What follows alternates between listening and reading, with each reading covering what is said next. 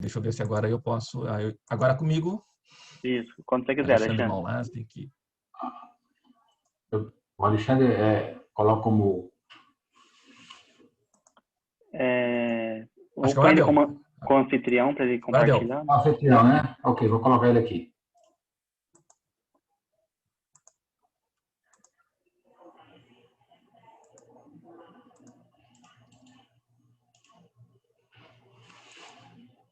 Acho que só você pode, né, Léo? Agora tornar co-anfitrião. Peraí. Tornar com anfitrião. Tornar. Vê se dá, Alexandre. Agora deu. Acho que agora deu. Deu? Acho que agora deu. Tá. Show de bola. Acho que agora vai dar. Deu agora? Show de bola, Alexandre. Então tá. Estão vendo? Tá bom, pessoal? Primeiro, agradecer novamente o convite de vocês, especialmente ao René, que mais que um colega, é um amigo. A gente está quase 30 anos andando pelos corredores da Santa Casa, né? Só não é para esconder a nossa idade, né, René? Não fala Então tá. isso, né? Senão... mas eu sem cabelo já é mais difícil, né? Eu comecei a residência em 94, tu já era residente lá, viu? Não, faz um tempinho. Então tá, pessoal. Na verdade, assim, obrigado novamente. A minha ideia, assim, é conversar com você sobre a hemorragia cerebral e esse tema que escolhi para talvez falar mais sobre a fisiopatologia e a partir daí entender por que nosso atual, eu posso considerar até o fracasso no tratamento do hematoma.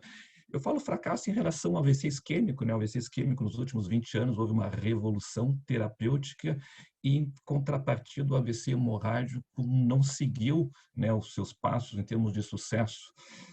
Foi a introdução, né, o AVC hemorrágico é um AVC que mata mais que o AVC isquêmico, né, em torno de 15 a 20% dos tipos de AVCs. Eles, se a gente pega uma etiologia da Ásia, eles têm mais doença intracraniana, não só isquêmica, mas hemorrágica. Então, a prevalência dessa doença é maior na Ásia, principalmente na China, que faz um impacto mundial muito importante. Mortalidade, alguns registros, até 50% em 30 dias. Novamente, o tratamento, infelizmente, muito pouco efetivo, se a gente for comparar com a mudança que houve no AVC isquêmico, e provoca muita independência, que só para comparar a mortalidade do AVC isquêmico, em geral, em torno de 10, 15%, a hemorragia intracerebral pode chegar a 40%, né? A dependência também, e só em torno de um pouco mais de 10% depois de um AVC hemorrágico fica independente. E esses números pouco se modificaram nos últimos 20 anos, né? Então, existe essa dicotomia AVC isquêmico hemorrágico que há uns 20 anos, os números em termos de sequela não eram tão díspares, e hoje em dia a gente tem tratamentos muito eficazes. Começou com tratamento clínico, tratamento trombolítico, e nos últimos anos o tratamento endovascular. Houve uma mudança no desfecho dos pacientes com AVC isquêmico.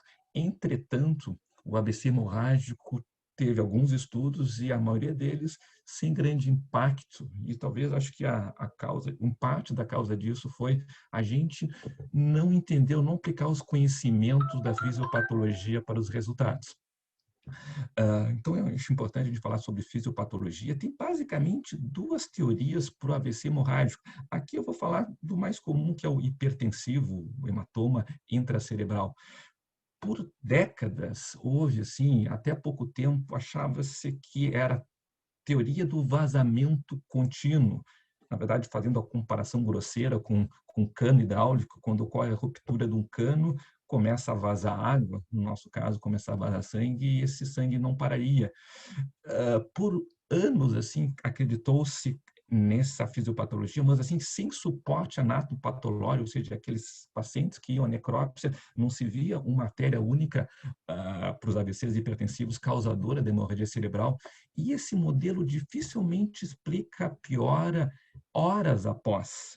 Poderia explicar a piora alguns minutos após a ruptura, mas no momento que se criaria uma pressão em torno do hematoma, a tendência desse hemorragia seria ser interrompida, mas nós sabemos que a maioria dos hemorragias hipertensivos, eles continuam sangrando por horas. E aí veio uma segunda teoria, na verdade não é tão recente, sim, mas recentemente atualizada e que talvez seja a mais verdadeira para explicar o que acontece no AVC hemorrágico hipertensivo.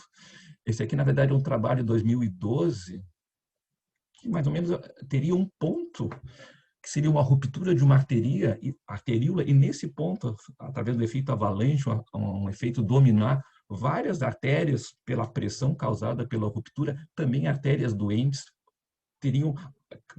seriam rompidas por esse efeito hipertensivo, e aí teria o efeito em cascata. Talvez explicasse com essa metodologia o sangramento continuado por horas, por que um sangrou mais, outro sangrou menos, vai depender muito dos vasos ao redor, o quanto eles estão afetados ou não. Então, essa é uma teoria que hoje ela é mais aceita para explicar a fisiopatogenia do AVC intracerebral hemorrágico, intracerebral hipertensivo. Eu digo assim, não tão recente. Eu sempre, quando eu gosto de falar, é uma figura para nós que trabalha com AVC, que é o Dr. Miller Fisher, Charles Miller Fisher, que foi na década de 60, ele já apresentava essa possibilidade de mecanismo. Aqui ele tem uma hemorragia contínua, que ele diz que teria uma hemorragia central no ponto A, e várias outras artérias doentes que, por efeito dominó, poderiam causar. Então, ele já na década de 60 já pensou nesse mecanismo, mas não teve, década de 70, 80, 90, só nos anos 2010 que essa teoria foi retomada e hoje é que é a mais aceita para explicar a fisiopatologia do AVC hemorrágico. E essa teoria do avalanche nos explica assim, o conceito do hematoma em expansão. Diferentemente do AVC isquêmico, que em tese tem seu ictus maior na chegada, oclui uma artéria, tem aquela região de isquemia, a isquemia em tese não vai piorar mais, a gente tem complicações por edema, mas o hematoma não. Ele é um contínuo. Eu só peguei esses dois casos para vocês, né? É diferente o paciente chegar com essa tomografia A e depois de algumas horas evoluir para B. Se eu fizer uma intervenção aqui nesse ponto, provavelmente o desfecho será melhor. Em compensação, esse outro sequência de tomografias, que 24 horas depois a tomografia não se mudou, se eu fizer a intervenção aqui, não vou ter nenhum benefício. Por que disso? Porque, na verdade, esse hematoma, por série de motivos, ele não chegou a se expandir, ou quando ele chegou ao hospital já estava estourando o tempo de expansão, já tinha passado algumas horas. Então, acho que esse é o conceito que por muito tempo a gente negou, ou não se conhecia, não se valorizou. Em que tempo temos da expansão do hematoma que o paciente chega na emergência para saber se esse paciente pode se beneficiar de alguma intervenção terapêutica? Nesse caso de baixo, provavelmente o hematoma, o tamanho dele já está definido. O primeiro, não. Então, esse é um conceito que a maioria dos estudos tentando fazer tratamento clínico, e muitas vezes cirúrgicos, do hematoma não levou em conta. Novamente, assim, o mesmo trabalho de Miller Fisher na década de 60, eu chamo a atenção para vocês para causas do AVC hemorrágico. Já na década de 60, ele colocou basicamente quase todas as causas atuais de hemorragia cerebral. O que ele listou? Hemorragia hipertensiva, que sem dúvida é mais comum, a ruptura de uma malformação vascular, no aneurisma, ruptura de outra malformação, angioma, traumas, tá? E desordens hemorrágicas quaisquer. Então, já na década de 60, ele já listou quase todas as causas de AVC hemorrágico, exceto uma que talvez não tivesse suporte anatomopatológico ou conhecimento de ressonância magnética, que é a angiopatia amiloide. Nessa década de 60 não se conhecia essa doença. Essa aqui é um acrônimo que os europeus usam, eu acho interessante, porque ele engloba quase todas as causas de AVC hemorrágico, que a gente usa os acrônimos SMASH, né? O S seria de lesões vasculares estruturais, né? Qualquer aneurisma, cavernoma, fístula arteriovenosa. Então, a gente, pensando nesse S de lesões vasculares estruturais, eu não esqueceria. M de medicamentos, né? Anticoagulantes, mais comum, né? A angiopatia amiloide, sim, acho que na década de 60, o Dr. Miller Fisher desconhecia essa doença. O S de doenças sistêmicas seria coagulopatias, doenças hematológicas, doenças renais que dão uma suscetibilidade maior à discrasia sanguínea e hipertensão. Eu sublinhei para vocês mais, assim, que eu, basicamente, hipertensão e angiopatia amiloide. Eu quero me deter que, na verdade, em adultos, a hipertensão é a primeira. Obviamente, eu estou excluindo o trauma, né? A gente não vai falar sobre trauma, mas das causas espontâneas, a hipertensão em adulto é a mais comum, seguida da angiopatia amiloide. Se vocês quiserem me interromper, por favor, eu só vou falar rapidamente da fisiopatologia da angiopatia amiloide, só para nos situarmos.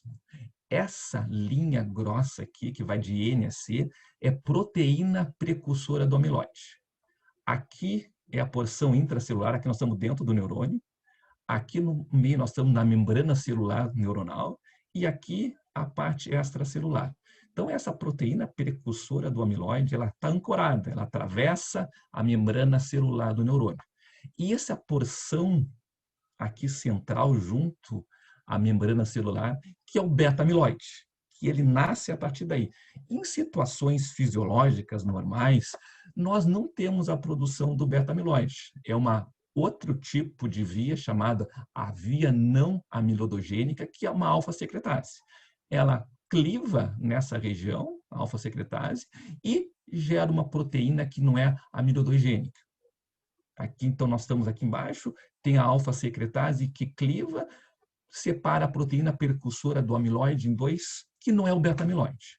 Entretanto, a gente tem outro tipo de via aqui. Um dos mecanismos da doença de Alzheimer é a inversão da alfa-secretase pela ação de outras duas enzimas, a beta-secretase e a gama-secretase. A beta age aqui, a gama age aqui e libera o beta-amiloide. E esse beta-amiloide é que vai formar os conglomerados fibrilares. Tá? O acúmulo de beta-amiloide, ele é amilodogênico, que vai se depositar do lado do neurônio. Então, a formação do beta-amiloide, ele vem a partir dos neurônios, dessa membrana, a proteína precursora do amiloide, por uma alteração na atividade das enzimas, diminuição da alfa e um predomínio da beta-gama-secretase. Só que existe, assim, por uma diferença de 2 aminoácidos, quando a gama-secretase ela faz uma clivagem um pouco mais curta, eu vou gerar 2 beta-amiloides, o beta-42 e o beta-40.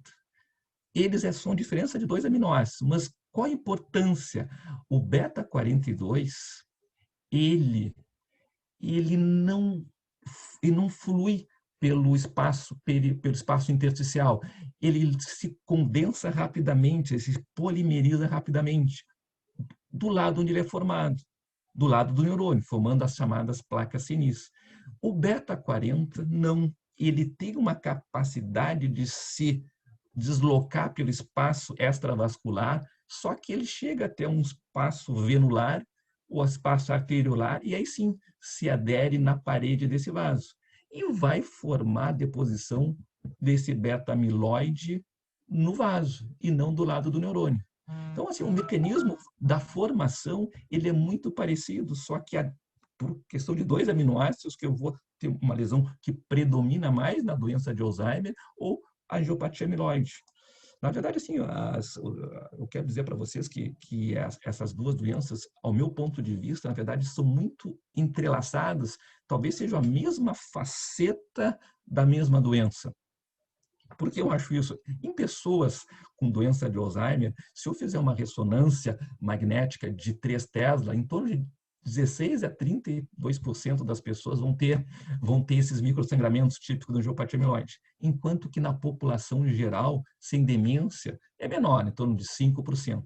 Entretanto, se eu usar um aparelho de 7 Tesla, eu vou aumentar a sensibilidade diagnóstica. Então, esse aqui é um trabalho só para mostrar para vocês, pacientes com doença de Alzheimer que foram submetidos à ressonância de 3 Tesla e 7 Tesla. Esse aqui de baixo é um de 3 Tesla. Ele só vê um microsangramento. O mesmo paciente, quando foi colocado no aparelho de 7 Tesla, então tem muito mais, tem aquela vista no aparelho de 3 Tesla, mas vários outros microsangramentos que o aparelho de uma potência maior não demonstrou. Então, a ideia que eu tenho, que a maioria das pessoas tem, que, na verdade, assim, são duas doenças assim, que andam juntas. Dificilmente uma pessoa com doença de Alzheimer não vai ter um grau de angiopatia amiloide e vice-versa. Para nós, para atender, fazer o raciocínio diagnóstico é muito importante. Pessoas que têm um sangramento que a gente atribui a angiopatia amiloide, é importante fazer o rastreamento, ou pelo menos um exame sumário básico das suas funções corticais. E na esteira da angiopatia amiloide, uma complicação da angiopatia amiloide é outra situação que a gente chama siderose superficial. A siderose superficial, na verdade, quando é que acontece a siderose superficial? Ela vai acontecer em qualquer situação que a gente tem um sangramento continuado, acho importante assim, continuado, de artérias que ficam no leptomeninge, ou arteríolas que ficam no espaço subaracnoideu, ou arteríolas que ficam na camada cortical. Quando uma situação que gera bastante hemorragia, que acho que a maioria de vocês já se deparou, é obviamente hemorragia subaracnoide secundária a uma ruptura aneurismática. É um sangramento volumoso, só que ele é único, é pontual, vai sangrar naquele momento, vai ser tratado, esse sangue vai ser reabsorvido, e esse paciente, dificilmente, eu não esperarei que 1 ano, 2 anos, 3 anos depois, eu vou ter uma imagem de siderose. Entretanto, uma situação, e a angiopatia amiloide é uma dessas, mas outras situações, se eu tenho uma fístula arteriovenosa, se eu tenho um tumor na corticalidade que esteja sangrando, uma situação com sangramento continuado, que é o caso que exemplifica essa figura, que aqui uma arteríola no espaço subaracnoideu, esse marrom é a lesão pela deposição do beta-amiloide, e aqui o sangramento, as hemácias sendo fagocitadas, que valem siderófilos, na verdade são macrófagos dessa região, que vão fagocitar a hemácia, vai separar hemoglobina em globina e grupo M, o grupo M tem ferro, e esse grupo ferro vai se depositar em uma homociderina, que é o que a gente vê nas imagens que eu trago aqui para vocês. Né? Aqui eu tenho um sangramento agudo, né, numa tomografia, um sangramento cortical agudo, e que 6 meses depois, se eu fizer uma ressonância magnética num gradiente eco, nesse SWI, vai aparecer com uma deposição de ferro nessa região. A mesma coisa aqui, que eu tenho um sangramento agudo e que meses depois vai aparecer com a formação de siderose. Então, o conceito de siderose é importante, que é um sangramento continuado. Quando eu me deparo com uma imagem, com um diagnóstico de siderose, eu vou ter que tratar de uma angiopatia amiloide, de uma malformação cortical perto do espaço subaracnoideu, seja sistema nervoso central, encefálico ou medular, que esteja proporcionando o sangramento. Eu tive uma vez um rapaz que tinha um tumor da fossa posterior que continuava sangrando e era a causa, e a manifestação, na verdade, uma das manifestações dele foi, chegou com na fossa posterior, veio com siderose cerebelar e uma atrofia cerebelar já pela lesão do ferro nessa região. Mostrando para vocês que a associação de siderose com angiopatia amiloide, e importante para a gente reconhecer que a siderose, ela foi até revisada recentemente como um marcador diagnóstico de angiopatia amiloide. Existem critérios clínicos, patológicos e radiológicos de angiopatia amiloide. Eles são da década de 90, feito com o pessoal de Boston, e eles foram revisados. E a revisão deles, na verdade, foi que a siderose é um critério maior de angiopatia amiloide.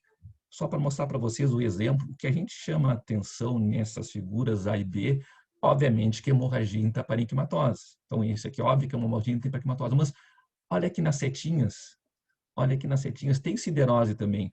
A maioria dos casos que foi usada para critério diagnóstico de Boston para angiopatia amiloide, quando revisada, quase 80% tinha siderose também. Então, hoje, siderose, no critério revisado, é tão importante quanto aqueles microsangramentos corticais que ficam predominantemente na fossa posterior. E a importância para nós, que sou clínico, saber, e talvez vocês, radiologistas de siderose, é que esse é um vaso doente e potencial local de hemorragia lobar.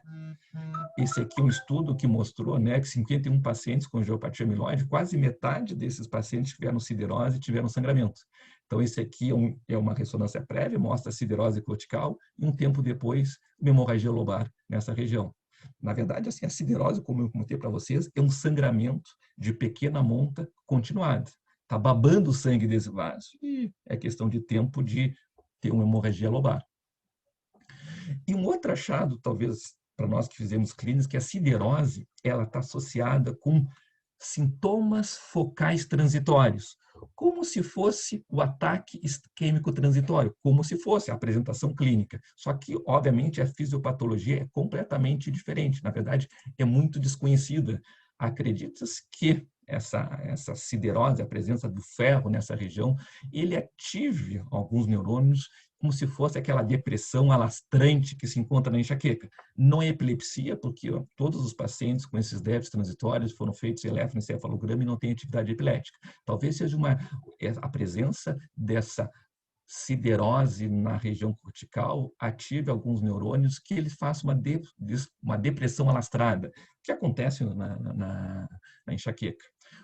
Qual a importância disso, né? Quando eu tenho esse déficit neurológico transitório, é questão de tempo desse vaso romper. Aqui é um estudo desse local com 24 pacientes, e aqui ele pegou depois no segundo gráfico mais dados da literatura, então chegou ao total de 67 pacientes. Aqui é quando apresentavam esses déficits transitórios, e aqui, com o passar das semanas, livre de AVC hemorrágico lobar. Então, mais ou menos em torno de 35, 40 semanas, quase metade dos pacientes com siderose cortical superficial e com déficits transitórios vai ter uma hemorragia lobar bem sintomática. Importância disso, acho que esse relato de caso, que foi experiência nossa, que a gente até apresentou no Congresso Mundial de Neurologia, exemplifica isso. Isso foi um senhor que eu atendi, de 79 anos, que ele foi ao hospital por uma queixa de dormência no lado esquerdo. Então, ele referia episódio de dormência e sensação de peso no membro inferior esquerdo, membro inferior e superior esquerdo. Notou também leve perda de força no membro inferior. Os sintomas duraram cerca de 10 minutos e se repetiram mais de 3 vezes, com duração de minutos. Então, pensaria, assim, pela história, um ataque isquêmico transitório. Antecedentes hipertenso, cardiopata isquêmico e ex-tabagista. Esse paciente, que na verdade eu atendi na emergência, ele realizaram uma ressonância magnética alguns dias a pedido de um colega para investigar demência. Esse é o exame assim do prontuário do hospital. Então a gente vê que já tinha nessa ressonância magnética siderose cortical superficial.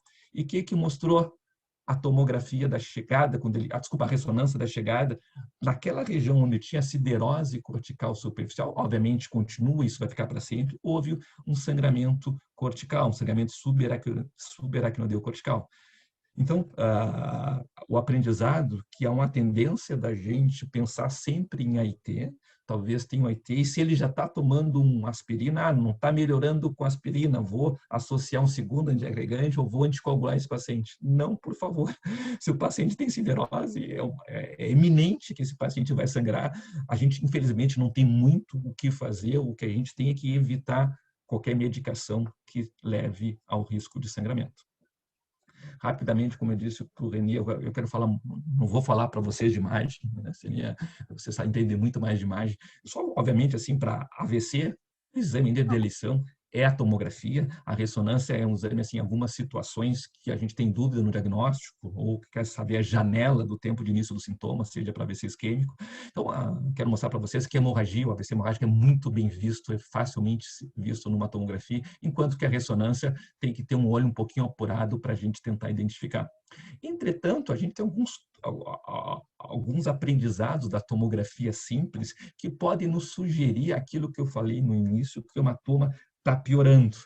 Esse é um dado que a gente chama do sinal do buraco negro, que eu mostro aqui para vocês. A gente está vendo áreas hiperdensas, hematoma, mas dentro do hematoma tem um buraco preto. Normalmente esse buraco preto, acredita que seja hematoma, tem risco, ele deverá expandir. E o que a gente vê No buraco negro seria somente plasma. Os elementos figurados do sangue estão crescendo com a expansão do hematoma e está ficando somente soro no centro. Então, esse é um dado e já validado. Então, a chance de quase 40%, tem 4 vezes mais as pessoas que têm esse buraco negro numa tomografia simples. Eu estou falando de angiotoma, que a tomografia simples já tem um preditor que esse paciente vai piorar nas próximas 24 horas. Então, é um paciente que eu tenho que ficar de olho. E seria o paciente ideal que fosse testado nos estudos anteriores que fracassaram, que seria esse paciente que se beneficiaria de uma intervenção. Outra característica do hematoma simples é o sinal do satélite. Na verdade, isso é uma característica, não é de expansão do hematoma. Normalmente, esses pacientes são mais graves e a mortalidade em 30 dias é maior. Acredita-se que esse hiperdensidade que acontece na periferia do hematoma principal seja infartos hemorrágicos, ou seja, na verdade, é um hematoma grande, volumoso, com isquemia ao redor do hematoma, e isso seria uma transformação hemorrágica. Uma explicação somente para isso. Na verdade, o sinal do satélite não é um preditor de expansão do hematoma, mas sim de prognóstico ruim. Um sinal de preditor de expansão do hematoma chama de sinal do Blenda. Na verdade, a gente vê a hiperdensidade com 2 sinais. Normalmente é coagulopatia, né? Pacientes que estão com algum tipo de alteração da classe sanguínea, seja por medicamento, seja por doença, uma patopatia, existe uma alteração na densidade dos elementos figurados do sangue e da proteína ficam diferentes, até pela própria posição da cabeça, assim, o sinal da decantação, que pode ter uma diferença. Então, mas esse também é um sinal de expansão do hematoma, quando eu tenho a hiperdensidade típica do AVC hemorrágico com mais de um tipo de tom. E esse aqui é o estudo que mais ou menos aumenta assim, 20 vezes mais as pessoas que têm um hematoma heterogêneo, em que ele vai aumentar nas próximas horas. Essa é uma pergunta que se fez por muito tempo, se criou um score. Qual é o paciente de maior risco? Qual o paciente mais grave? Aquele paciente que tem mais risco de morrer? Esse é um score que é relativamente conhecido, score ICH, que leva em conta alguns fatores para saber qual paciente que vai ter um desfecho ruim.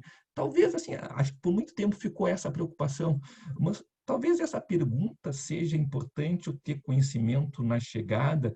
Talvez se eu quero levar esse paciente para a UTI ou não, o grau de investimento, mas não é a pergunta ideal que eu quero tratar. Será que esta é a única pergunta a ser feita? Meu questionamento é esse. O mais importante, qual paciente tem risco de piorar?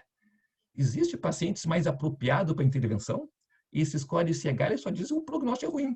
Ele não diz se esse paciente irá piorar nas próximas 24 horas. Acho que isso foi um equívoco que nos últimos anos não se levou em conta um score para estudar os pacientes e, a partir daí, se procurar uma intervenção. Esse aqui é o score ICH de prognóstico.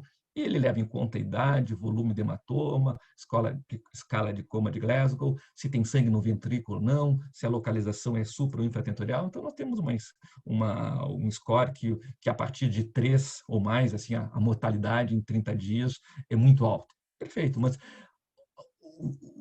eu penso que talvez fosse a preocupação maior, um score que desse isso. Qual o paciente que, quando chega na emergência, eu tenho que me preocupar? Qual o paciente que tem risco de piorar? Que eu tenho que levar para a cirurgia precocemente ou que eu tenho que tentar medidas para estancar o hematoma? Esse, na verdade, sim, foi uma preocupação que aconteceu depois. Digamos assim, eu faço a comparação com o AVC isquêmico. Para o AVC isquêmico, a gente aprendeu isso, né? Na fisiopatologia simples do AVC isquêmico, eu tenho uma região central, que é essa tá necrótica, essa não recupera, que é a região de core, o centro, mas tem a região ao redor chamada de penumbra, que todo tratamento, seja o tratamento trombolítico ou tratamento endovascular, é para tratar penumbra. E hoje eu tenho exames, CT de perfusão, ressonância de perfusão, que eu posso mais ou menos tentar ver se existe penumbra ou não no tecido, e a partir daí, por exemplo, levar a trombectomia, né? Hoje a gente sabe que até 24 horas do início dos sintomas, se eu tenho um volume de penumbra aceitável, eu posso indicar a trombectomia. Voltando para o AVC hemorrágico, não seria o equivalente a gente tivesse um score ou uma imagem que dissesse, esse paciente continua sangrando, ele vai piorar nas próximas horas, vamos ser agressivos, seja cirurgicamente ou seja clinicamente. Então, esse é o paciente, acho que a gente não estudou muito ele, e por isso que a maioria dos estudos para AVC hemorrágico não deu muito sucesso. Tá? Bom, como que a gente pode tentar saber, né? Obviamente, o hematoma expande, né? Isso aqui, em torno de, nas primeiras 24 horas, 38% do hematoma vai crescer.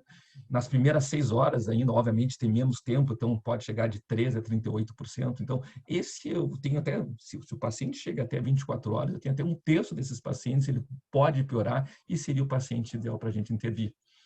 O primeiro, talvez, preditor conhecido disso foi um achado quase que sem querer, chamado Spot Sign.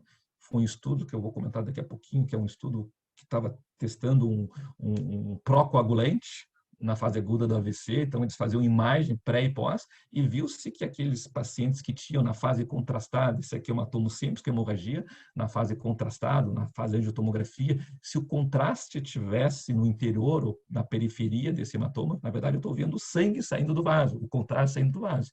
Então esse é um preditor excelente, né? 77% das pessoas com spot sign iam aumentar o hematoma nas próximas horas, comparado a 4% daquelas pessoas, dos pacientes que não tinham um spot sign. Além da imagem, então, clinicamente, alguns preditores que foi identificado. O uso, a pico hipertensivo na chegada é um preditor. O uso de aspirina é controverso, não existe uma unanimidade, né? Parece que o último estudo mostrou que o uso de antiagregante está associado, talvez, a um risco de expansão do hematoma.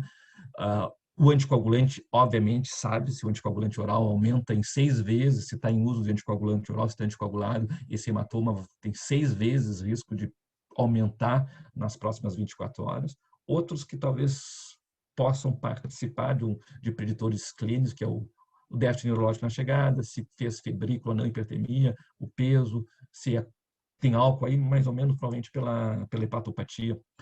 Os achados radiológicos, que comentei para vocês, a angiotomografia com spot sign, aquele sinal do blend, que a hematoma heterogêneo no hematomo simples, o sinal do buraco negro no hematomo simples. O satélite, desculpa, ele não é um fator de expansão, mas um fator de mau prognóstico. Na ressonância magnética também existe o spot sign da ressonância magnética que pode predizer. Se eu fizer uma ressonância magnética com contraste, talvez eu possa também predizer. Isso aqui é uma ressonância que mostrou aqui o spot sign da ressonância e aquela região houve um aumento do sangramento. Mas, na verdade, assim, é só por curiosidade, mas a ideia é usar mesmo a tomografia, que é um exame simples, rápido, barato e bem factível de fazer. Outros dados laboratoriais seria se tem alguma alteração no coagulograma, na hiperglicemia, se chega hiperglicêmico, e marcadores inflamatórios. Na prática, a gente usa mais a proteína C reativa. Se criou-se a partir dos últimos anos, né, principalmente a partir de 2015 para cá, algum desses scores levando em conta, eu vou citar basicamente esse que é o americano, que é o mais citado na literatura, que é bem simples. Tá? Ele leva em conta se está em uso de anticoagulante ou não, talvez a gente possa usar os novos também, mas ele foi validado somente para varfarina, o tempo, né? Quanto mais precoce, mais chance tem de expandir o hematoma, o volume do hematoma inicial, se tem spot sign ou não, e é um score fácil que vai de 0 a 9, e ele nos diz com uma certa precisão grosseira, mas é um score que eu faço em 5 minutos, menos ainda, se esse paciente tem risco de piorar ou não. Então, esse mais ou menos assim, é um score que acho que tem que ser mais discutido, tem que ser mais debatido sobre principalmente nos estudos. O tratamento que eu falei para você, mas já antevi no início que o tratamento, ele, em relação ao AVC isquêmico, não houve grandes mudanças. Em parte, acho que em parte, ou talvez grande parte, foi pela falta de conhecimento da fisiopatologia e não selecionar aqueles pacientes que chegassem na emergência com risco de expansão do hematoma. Que adianta eu testar um remédio novo para reverter a coagulação com 2, 3 dias de evolução se o hematoma já está bem estabelecido? Provavelmente o remédio não vai fazer grande diferença. Bom, basicamente assim, a unidade de AVC para AVC hemorrágico funciona. Aqui embaixo são os números das unidades de AVC para AVC isquêmico.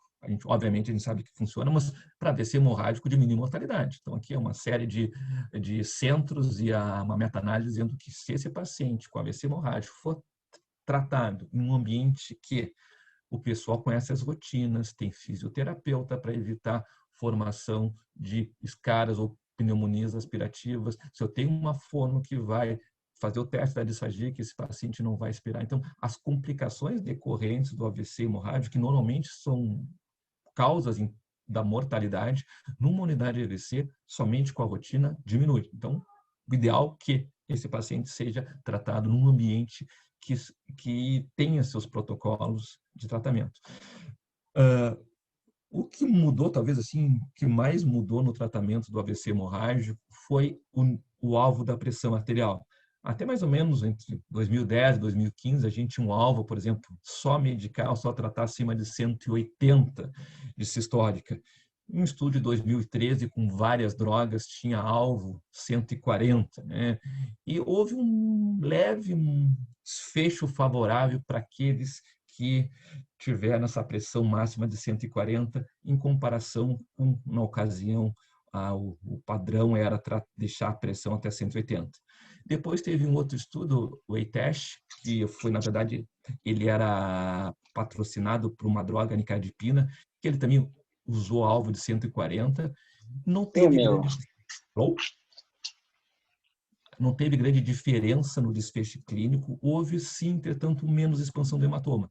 Levando em conta todos os estudos, hoje a gente sabe que esse aqui é o benefício em termos do aumento do hematoma. Então, a controle da pressão arterial diminui a expansão do hematoma e com um leve benefício clínico. Então, a partir daí, em 2015, houve uma mudança nas diretrizes para manejo da pressão arterial, que a gente controla como não deixa ultrapassar 140 miligramas. Qual é o alvo da redução? Quão rápido a gente tem que fazer isso? E qual o antihipertensivo? Isso ainda a gente, na verdade, são questões abertas. A gente sabe que tem que baixar, mas quão rápido tem que ser isso? Tem que ser imediatamente, em questão de minutos? Qual o subgrupo? Será que tem um subgrupo que, se o AVC de fossa posterior hemorrágico é diferente do supratemporal? Na verdade, não se tem. Por hoje se diminui, na realidade, a gente diminui todos. E qual antihipertensivo não importa qual que a gente tem disponível. Saindo um pouco do manejo dos parâmetros fisiológicos, que seria o controle da pressão arterial, os estudos, esse foi o estudo que se descobriu ao caso spot sign, que é o fator que se usa para hemofilia, para quem tem hemofilia e tem sangramento, eles estão com sangramento ativo, a gente usa o fator 7 para reverter. E tentou, será que eu não posso usar o fator 7 em outros tipos de hemorragia? E foi testado ele para hemorragia cerebral, em mais de um tipo de dose, não houve benefício, até pelo contrário, quem usou o fator 7 tem mais complicações trombóticas, teve mais trombose venosa, então não foi indicado.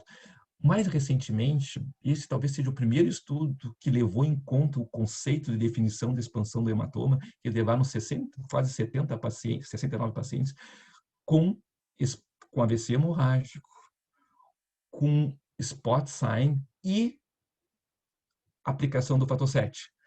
Não houve grandes diferenças, talvez assim, talvez pelo N pequeno, tá? Não houve, na verdade, os grupos que receberam placebo, receberam o fator 7 baseado no spot sign, não teve diferença. Então, mas na verdade, foi um estudo considerado fase 2, somente com 70 pacientes, mas esse é um estudo de 2019, ele foi o único estudo recente com esses novos preditores de expansão do hematoma para testar droga, para tentar um melhor desfecho. O ácido tranexâmico, né, que na verdade ele é um antifibrinolítico, ele seria ideal se a gente tem uma ativação do sistema fibrinolítico, e ele é um antagonista do sistema fibrinolítico. Só que se tentou usar também para AVC hemorrágico. Na verdade, o AVC hemorrágico a gente não tem um aumento da atividade fibrinolítica. A gente pode ter, por exemplo, após trombólise, né? Se eu dou um alteplase para o paciente tiver o sangramento, com certeza eu vou ter uma atividade, esse remédio seria interessante usar. Mas para AVCs hipertensivos, e obviamente esse estudo, primeiro, é de 2018, não levou em conta a expansão do hematoma e não teve diferença nenhuma em usar. Aqui comentar para vocês mais um manejo, né, do anticoagulante da varfarina. A gente, obviamente, usa a vitamina K e o complexo da protrombina concentrado. Para os novos anticoagulantes, eu tenho já um reversor no nosso comércio, que é o idarucizumab, e é um remédio que já tem no nosso farmácia, a gente pode usar para reverter a anticoagulação se o paciente está usando a bigatrana. E os outros novos anticoagulantes, que são inibidores do fator 10, eles têm um reversor, mas ainda não está disponível, pelo menos até que eu saiba, no Brasil. Eles têm disponível nos Estados Unidos, que é o Andaxanet Alfa, que na verdade ele foi aprovado pela FDA porque é um remédio que ele salva vidas e não esperaram um trial fase 3 para liberar. Ele foi liberado sob circunstância de ser um remédio que pode diminuir mortalidade, então ele pode ser usado nas emergências americanas. Reversão de heparina, obviamente, continua a mesma coisa, não teve nenhuma diferença, protamina neles. Esse aqui é um estudo que tentou transfundir plaquetas naqueles que usavam antiagregante, na verdade, em uso de antiagregante durante o AVC hemorrágico. Não teve nenhuma melhora e até quem usou plaqueta teve uma mortalidade um pouquinho maior, né? Mortalidade e ranking grave teve mais que o grupo placebo. Então, não faz sentido eu transfundir plaquetas para um paciente que teve um AVC cerebral e estava em uso de aspirina, por exemplo.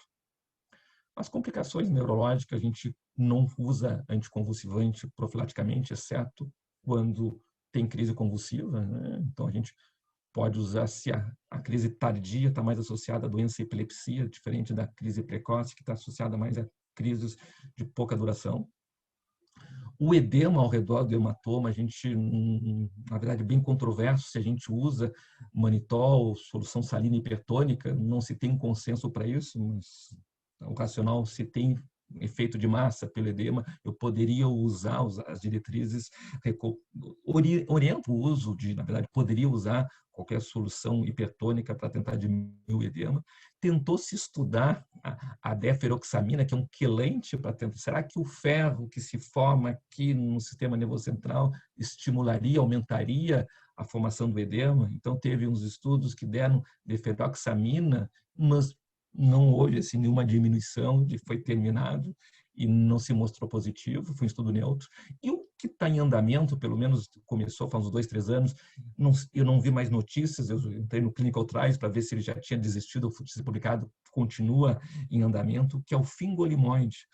Para quem trata com neurologia, o fingolimod é um remédio para esclerose múltipla. O que um remédio para esclerose múltipla está fazendo aí? Na verdade, sim, um remédio para esclerose múltipla ele é um remédio que age na imunidade, né? Ele diminui a imunidade. E um dos mecanismos de edema ao redor do hematoma é uma ativação do sistema inflamatório. Então, é um estudo asiático chinês que está estudando o fingolimod para diminuir a reação inflamatória ao redor do hematoma. Cirurgia, na verdade, não tem trial, para circulação, a gente divide em circulação posterior e anterior.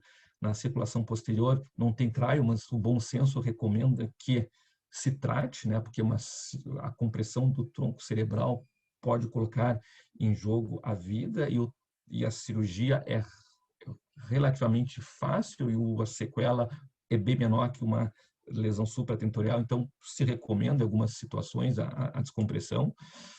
A supratentorial já é mais complicada, acho que um estudo que ficou famoso, que é o STICH, né, uns anos atrás, que eles, para hemorragia supratentorial, naquela situação, eu vou botar para vocês, que o do princípio da incerteza. O que eu quero dizer isso? Que os neurocirurgião estavam em dúvida se o hematoma se beneficiaria da cirurgia. Talvez no mundo real, se eu tenho uma hematoma bem cortical, do polo temporal, efeito de massa, paciente sintomático piorando, e eu não teria dúvida que esse paciente ia se beneficiar da evacuação. Então, esse paciente eu não randomizava, porque meu princípio de certeza, eu acho que não. Esse estudo de STICH foi naquelas situações que o neurocirurgião tinha o critério, olha, eu tenho dúvida se esse hematoma, que normalmente são os profundos, será que vale a pena operar um paciente profundo? Então, o tratamento placebo ou o tratamento cirúrgico precoce não modificou o desfecho, exceto no subgrupo aqui que tinha aqueles mais corticais, que foi feita a segunda parte do estudo. A segunda parte do estudo foi só com sangramentos corticais, que teve um benefício da cirurgia em relação ao tratamento cirúrgico, mas não teve significância estatística. Só para ressaltar para você, nesse grupo, assim, teve quase um quarto dos pacientes que era o tratamento clínico, ele migrou para o tratamento cirúrgico, mas pela análise de intenção de tratar, ele contou como clínico. Então, acho que assim, a gente sabe que os AVCs corticais de fácil acesso, sintomáticos piorando, acho que assim, eu pelo menos não teria dúvida em conversar com o neurocirurgião e indicar a cirurgia. Os profundos continuam ainda um enigma. Sobre a derivação externa, está recomendado em pacientes com hemorragia ventricular que piora. A dúvida é se será que eu coloco trombolítico tendo para aumentar a destruição da lise dentro do ventrículo? Quanto eu vou tirar de sangue? Um estudo com esse objetivo, que botou alteplase para dentro da DVA, né, para tentar limpar o ventrículo, na verdade mostrou que o hematoma dentro do ventrículo, obviamente, diminuiu mais rapidamente, mas o desfecho clínico não foi superior. Então, não se recomenda, durante uma evacuação de um hematoma intraparencimatoso com DVA, irrigar com alteplase, que não houve benefício clínico.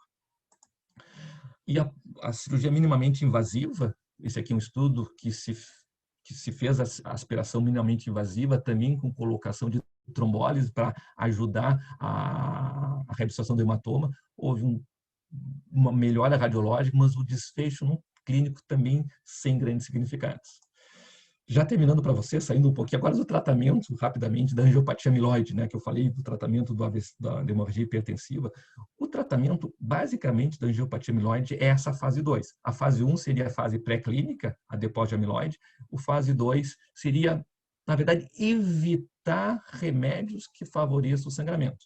Evitar aspirina, evitar anticoagulante. Será que esse paciente com AVC isquêmico, será que ele é candidato a trombose? Será que aumenta o risco de sangramento? Está em aberto. Tá?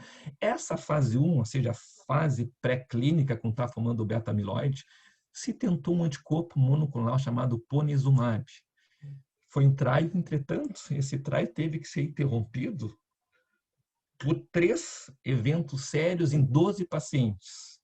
Um teve edema na imagem, um teve uma nova hemorragia cerebral, outro teve uma hemorragia subdural. Então, anticorpos monoclonais para tentar destruir o beta-amiloide, não, pelo menos o ponesimumab foi interrompido e não se tem um outro tipo de alternativa terapêutica. E para a siderose, na verdade, a possibilidade da defiliprona, que também é um quelante do ferro, esse aqui, na verdade, são uma série de 4 pacientes em que foi administrado esse quelante de ferro para tentar diminuir a siderose e, consequentemente, o melhor, que na verdade é uma série de 4 pacientes que foi relatado, mas assim, acho que tem muito pouco para a gente ainda usar na rotina clínica um quelante de ferro para siderose. Pessoal, acho que é isso que eu tinha, são 7:55. Acho que é isso que eu tinha para conversar com vocês.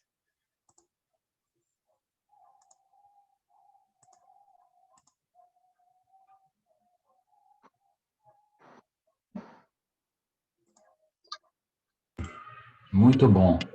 É. Maravilhoso, assim. É de bater palma aqui, viu, chefão? Bravo, hein? Obrigado. Uma aula tão completa assim de AVC hemorrágico como essa, viu, René? Muito obrigado. Nada que isso. Excelente mesmo. Obrigado mesmo. Eu vou deixar aberto aí o pessoal do chat. Alguém quiser Então, comentar, fazer pergunta para o Alexandre. porque o AVC hemorrágico, eu acho que a gente perdeu muito. A gente acho que o AVC isquêmico, nos últimos 20 anos, houve uma revolução, né? Eu trabalho muito com trombose, mas o AVC hemorrágico acho que não se acompanhou. Acho que selecionou errados pacientes para tratar, por isso acho que foi, mas na verdade assim, foi frustrante tratar esses pacientes, não melhoravam, porque acho que uns chegavam fora de janela terapêutica, entre aspas, né, que seria o hematoma talvez já tivesse bem estabelecido e obviamente dar um remédio para parar a expansão do hematoma se daqui a pouco está com 24 horas, 25, 26 horas. Né? Ou talvez, eu acho que talvez o ideal seria a gente tentar ter critérios de imagem para selecionar aquele paciente, além do spot sign, né? Talvez pela ressonância magnética, ter algum marcador que, olha, esse paciente vai piorar em seguida. A gente, o intervir, né? O intervir com o neurocirurgião, como a gente tem feito, talvez hoje, para a cranectomia descompressiva, né?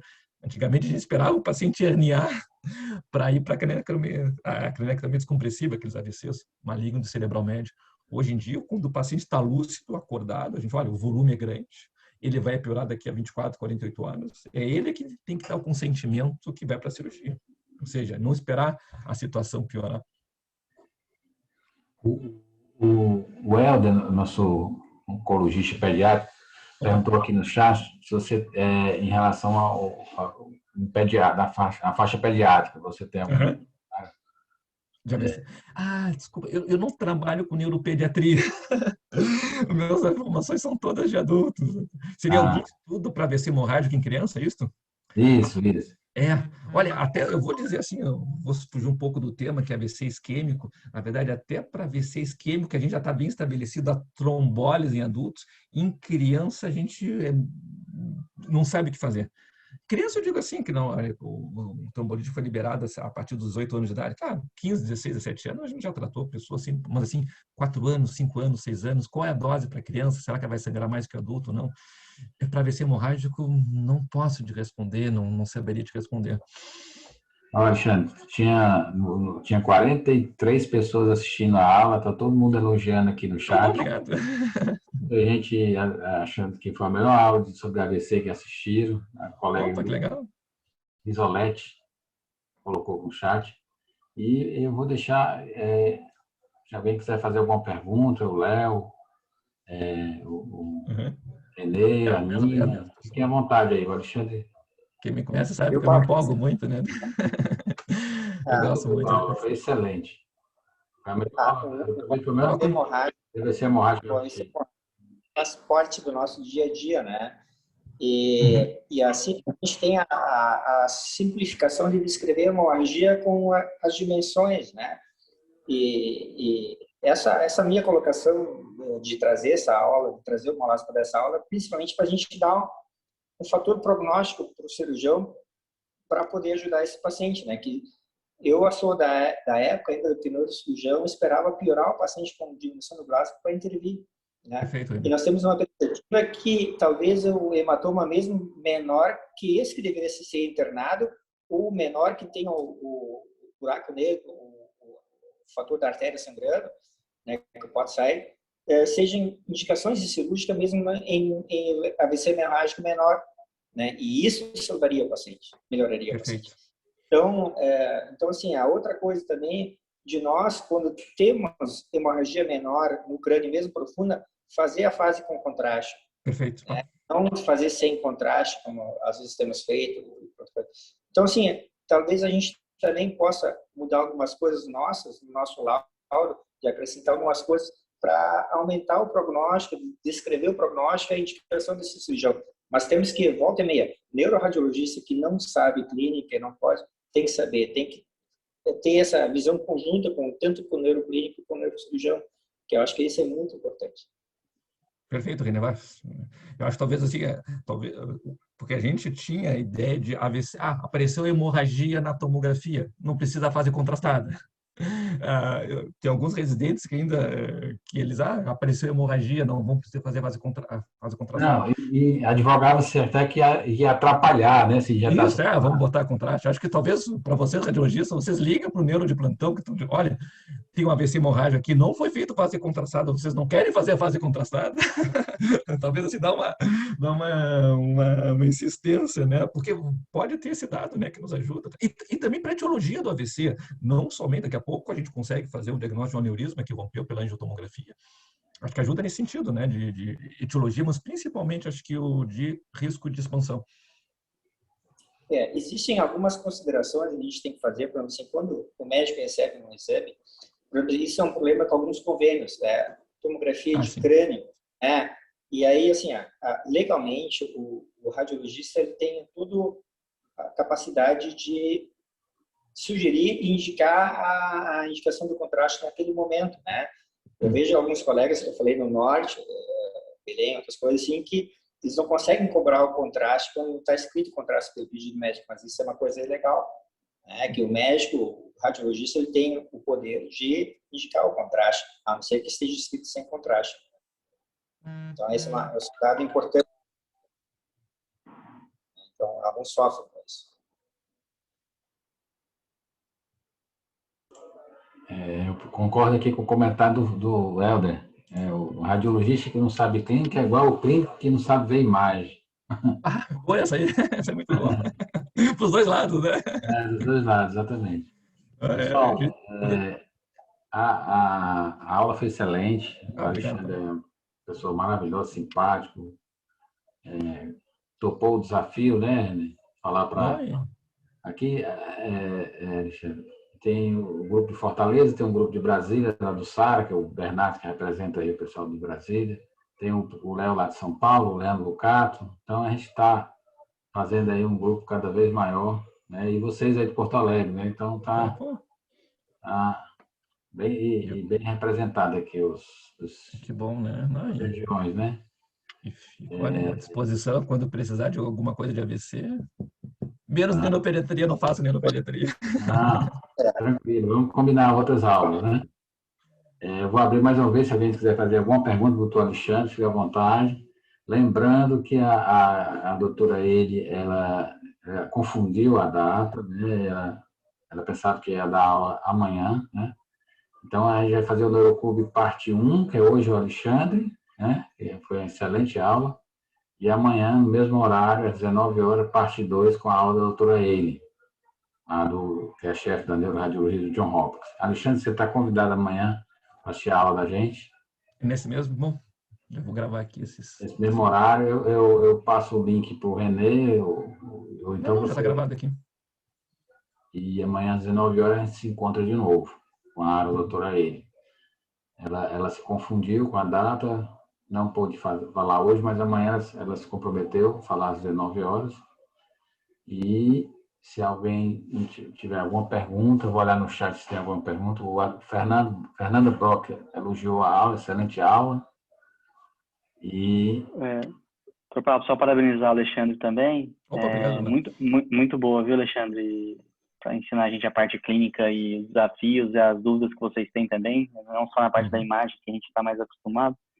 Deixa eu te perguntar uma dúvida que eu sempre tenho em relação a um cenário, não sei se você talvez tenha uma resposta melhor que a minha. Por exemplo, muitas vezes a gente vê um idoso com hemorragia e mesmo fazendo anjo e tudo, e a gente não acha uma causa.